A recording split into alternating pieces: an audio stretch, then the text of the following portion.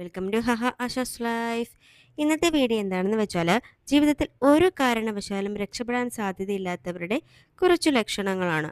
അപ്പോൾ ഞാൻ ഈ ലക്ഷണങ്ങൾ ഇവിടെ പറയുമ്പോൾ നിങ്ങൾ ഈ ലക്ഷണങ്ങൾ ഉണ്ട് എങ്കിൽ നിങ്ങൾ അത് മാറ്റാനായിട്ട് ശ്രമിക്കുക. അതുപോലെ തന്നെ നിങ്ങളുടെ കൂട്ടുകാർക്കും അതുപോലെ തന്നെ നിങ്ങളുടെ കുടുംബത്തിലുള്ളവർക്കും ഒക്കെ ഈ ലക്ഷണങ്ങളുണ്ട് എങ്കിൽ അവർക്ക് തിരുത്തി കൊടുക്കാനായിട്ട് ശ്രമിക്കുക. അപ്പോൾ നമുക്ക് വീഡിയോയിലേക്ക് പോയാലോ. ഒന്നാമത്തെ ലക്ഷണം എന്താണെന്ന് വെച്ചാൽ ഓൾവേസ് കംപ്ലൈനിങ്. അതായത് സഹചര്യങ്ങളെയും മറ്റുള്ളവരെയും കുറ്റപ്പെടുത്തുന്നതിൽ മാത്രമായിരിക്കും ഇവർക്ക് ശ്രദ്ധ. അതായത് സ്വന്തം തെറ്റുകൾ തിരുത്താൻ കഴിയുന്നില്ല എന്നുള്ളതാണ്. ഉദാഹരണത്തിന്, എനിക്ക് ഭാഗ്യമില്ലാത്തത് കൊണ്ടാണ് ഇങ്ങനെ സംഭവിക്കുന്നത്, അല്ലെങ്കിൽ അവൻ കൃത്യസമയത്ത് വിളിക്കാത്തത് കൊണ്ടാണ് എനിക്ക് ജോലി തീർക്കാൻ പറ്റാത്തത്, അല്ലെങ്കിൽ വീട്ടുകാർ സമ്മതിക്കാത്തത് കൊണ്ടാണ് ഞാൻ രക്ഷപ്പെടാത്തത് എന്നൊക്കെ ഇങ്ങനെ പറയുന്നവർ ചുറ്റുപാടും കണ്ടിട്ടില്ലേ. രണ്ടാമത്തെ ലക്ഷണം എന്താണെന്ന് വെച്ചാൽ those who are afraid of changes. അതായത് മാറ്റങ്ങളെ ഭയപ്പെടുന്നവർ. അതായത് പുതിയ കാര്യങ്ങൾ പഠിക്കാനോ കാലത്തിനനുസരിച്ച് സ്വയം മാറാനോ തയ്യാറാകാത്തവരാണ് ഇക്കൂട്ടർ. അതായത് കുറഞ്ഞ ശമ്പളത്തിലാണെങ്കിൽ പോലും നിലവിലുള്ള ജോലിയുടെ സുരക്ഷിതത്വം ഓർത്തിട്ട് എന്ത് ചെയ്യും ഇവർ പുതിയൊരു ജോലിയിലേക്കോ അല്ലെങ്കിൽ ബിസിനസ്സിലേക്കോ മാറാനായിട്ട് ഇവർക്ക് വളരെയധികം പേടിയായിരിക്കും. അതായത് പുതിയിടത്ത് ചെന്നാൽ എങ്ങനെയുണ്ടാകും എന്നുള്ളൊരു ആശങ്ക ഇവരെ എന്ത് ചെയ്യുന്നു, തളർത്തുന്നു. മൂന്നാമത്തെ ലക്ഷണം എന്താണെന്ന് വെച്ചാൽ പ്രൊക്രാസ്റ്റിനേഷൻ. അതായത് ഇപ്പോൾ ചെയ്യണ്ട, കുറച്ച് നേരം കഴിയട്ടെ, ഇല്ലെങ്കിൽ വേണ്ട നാളെ ചെയ്യാം എന്നുള്ളൊരു മനോഭാവമാണ് ഇവർക്കുള്ളത്. അതായത് നീട്ടിവെക്കും. എന്ത് കാര്യമാണെങ്കിലും അവരെന്ത് ചെയ്യും, ഒരലസതയായിരിക്കും അവർക്ക്, ഒരു മടി. ഇപ്പോൾ ചെയ്യണ്ട, പിന്നെ ചെയ്യാം എന്ന് പറഞ്ഞിട്ട് എന്ത് ചെയ്യും, ഇവർ മാറ്റിവെക്കുകയാണ് പതിവ്. അതായത് ഇപ്പോൾ ഒരു കുട്ടി എന്ത് ചെയ്യും, കുട്ടിയെടുത്ത് സ്കൂളിൽ പറയുകയാണ് അസൈൻമെൻറ്റ് സബ്മിറ്റ് ചെയ്യണം, മൺഡേയിൽ അസൈൻമെൻറ്റ് സബ്മിറ്റ് ചെയ്യണമെന്ന് ക്ലാസ്സിൽ പറയുകയാണ്. അപ്പോൾ ഈ കുട്ടി എന്ത് വിചാരിക്കും, സമയമുണ്ടല്ലോ പിന്നെ ചെയ്യാം എന്ന് വിചാരിച്ചിട്ട് എന്ത് ഈ കുട്ടിക്ക് വേണ്ട കാര്യങ്ങൾ, എൻ്റർടൈൻമെൻ്റ് ആയിട്ടുള്ള കാര്യങ്ങളെല്ലാം ചെയ്യുന്നുണ്ട്, അസൈൻമെൻറ്റിനെ കുറിച്ച് ചിന്തിക്കുന്നില്ല, പിന്നെ ചെയ്യാമെന്ന് പറഞ്ഞുള്ള രീതിയിൽ മാറ്റി വെക്കുകയാണ്. അവസാനം എന്ത് ചെയ്യും, സൺഡേ ആകുമ്പോഴേക്കും ഈ കുട്ടി ഇനി ചെയ്യാമെന്ന് പറഞ്ഞിട്ട് ഇന്ന് രാത്രി ഉറക്കം ഉളച്ചിരുന്ന് എന്ത് ചെയ്യണം, ഈ അസൈൻമെൻറ്റ് പൂർത്തിയാക്കാനായിട്ട് ശ്രമിക്കുകയാണ്. അപ്പം അതും ഒരു പ്രൊക്രാസ്റ്റിനേഷന് ഉദാഹരണമാണ്. നാലാമത്തെ ലക്ഷണം എന്താണെന്ന് വെച്ചാൽ പരാജയങ്ങളിൽ തളർന്നു പോകുന്നവരാണ്. അതായത് വീഴ്ചകളിൽ നിന്ന് പാഠം ഉൾക്കൊള്ളുന്നതിന് പകരം എന്ത് ചെയ്യും, എല്ലാം അവസാനിച്ചു, ഇനി തനിക്ക് ജീവിതത്തിൽ മുന്നേറാൻ കഴിയില്ല എന്ന ധാരണയിൽ ഇവർ തളർന്നിരിക്കുകയാണ് ചെയ്യുന്നത്. ഉദാഹരണത്തിന് ഇപ്പോൾ ഒരു എക്സാം എഴുതി ചിലപ്പോൾ അതിന് ഫെയിലായെന്ന് വയ്ക്കുക.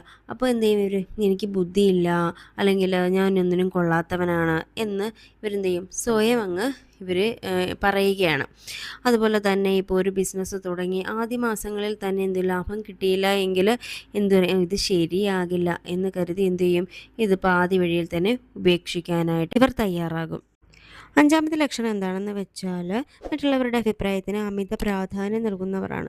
അതായത് മറ്റുള്ളവർ എന്ത് ചിന്തിക്കും അല്ലെങ്കിൽ എന്ത് കരുതും എന്നുള്ളൊരു ഭയം കൊണ്ട് എന്ത് ചെയ്യും, ഇവരുടെ ലക്ഷ്യങ്ങൾ ഉപേക്ഷിക്കാനായിട്ട് തയ്യാറാകും എന്നുള്ളതാണ്. ഇങ്ങനെയുള്ളവർക്ക് ഒരിക്കലും സ്വതന്ത്രമായി വളരാൻ കഴിയില്ല.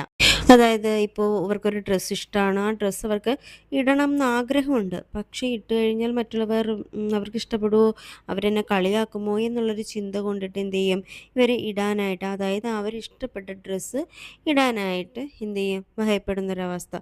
അതുപോലെ തന്നെ മറ്റുള്ളവർ തന്നോട് എന്തെങ്കിലും അതൃപ്തി കാണിക്കുമോ എന്നുള്ളൊരു തോന്നൽ കൊണ്ടിട്ട് എന്ത് ചെയ്യും, ബുദ്ധിമുട്ടുള്ള കാര്യമാണെങ്കിൽ പോലും മറ്റുള്ളവരുടെ ആവശ്യങ്ങൾക്ക് എന്ത് ചെയ്യും, അവർ സമ്മതം പറയാൻ സാധ്യതയുണ്ട്. അതായത് നോ പറയാനായിട്ട് ഇവർക്ക് ഭയമാണ് എന്നുള്ളത്, അല്ലെങ്കിൽ നോ പറയാനായിട്ട് മടി കാണിക്കുന്നു എന്നുള്ളതാണ്.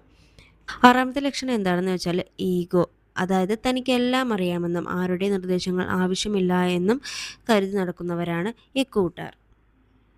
അതായത് ഒരു ഫ്രണ്ട് തൻ്റെ സങ്കടം പറയുമ്പോൾ അത് കേൾക്കാൻ നിൽക്കാതെ ഇതൊക്കെ എന്ത്, എൻ്റെ ജീവിതത്തിൽ ഇതിലും വലിയ പ്രശ്നങ്ങൾ ഉണ്ടായിട്ടുണ്ട് എന്ന് പറഞ്ഞിട്ട് എന്ത് ചെയ്യും, സംസാരം സ്വന്തം കാര്യത്തിലേക്ക് മാറ്റാനായിട്ട് ശ്രമിക്കും. അല്ലെങ്കിൽ എന്ത് ചെയ്യും, ചില ആൾക്കാരുണ്ട് വഴി തെറ്റിയാൽ പോലും ഒരാളോട് വഴി ചോദിക്കാൻ മടിച്ചിട്ട് എന്ത് ചെയ്യും, ഇവർ മണിക്കൂറോളം കറങ്ങി നടക്കുന്നതായിട്ട് കാണാം. അപ്പോൾ ഇങ്ങനെയൊക്കെയുള്ള സ്വഭാവമുള്ളവരാണ് ഇക്കൂട്ടത്തിലുള്ളവർ. ഏഴാമത്തെ ലക്ഷണം എന്താണെന്ന് വെച്ചാൽ ലാക്ക് ഓഫ് പർപ്പസ്, അതായത് ലക്ഷ്യബോധമില്ലായ്മ. എന്തിനാണ് ജീവിക്കുന്നത് അല്ലെങ്കിൽ എന്ത് നേടണം എന്നതിനെ കൃത്യമായ പ്ലാൻ ഇല്ലാത്തവരാണ് ഇക്കൂട്ട്. അതായത് കാറ്റിൽ പറക്കുന്ന ഒരു കരിയില പോലെ. അതായത് ഒരു കരിയില കാറ്റടിക്കുന്ന ദിശയിലേക്ക് പറന്നു പോകുന്നു എന്ന് വിചാരിക്കുക. അതിന് സ്വന്തമായൊരു പാതയുണ്ടോ? ഇല്ലല്ലേ. അതുപോലെ മറ്റുള്ളവർ പറയുന്നത് കേട്ടോ അല്ലെങ്കിൽ സാഹചര്യങ്ങൾക്കനുസരിച്ചോ മാത്രം നീങ്ങുന്ന ഒരാൾക്ക് സ്വന്തമായൊരു ലക്ഷ്യബോധം ഉണ്ടായിരിക്കണമെന്നുണ്ടോ?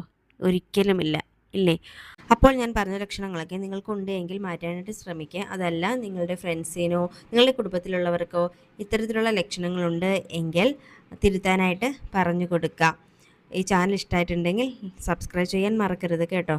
അതുപോലെ തന്നെ വീഡിയോ ഇഷ്ടമായിട്ടുണ്ടെങ്കിൽ ലൈക്ക് ചെയ്യുക, നിങ്ങളുടെ ഫ്രണ്ട്സിനൊക്കെ ഷെയർ ചെയ്ത് കൊടുക്കുക. നിങ്ങളുടെ അഭിപ്രായം കമൻസിലൂടെ അറിയിക്കാനും മറക്കരുത്. താങ്ക്